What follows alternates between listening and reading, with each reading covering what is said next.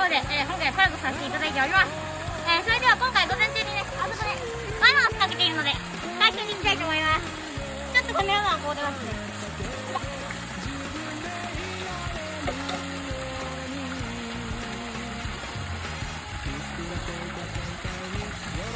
大量に小魚が入ってます。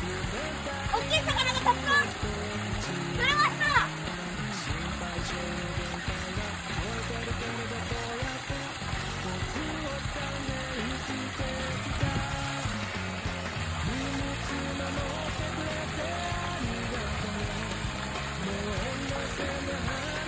たくさんです。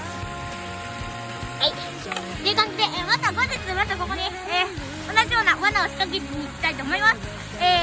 次回はね、明日か明後日にまたこちらのチャンネルの方で、撮りたいと思ってます。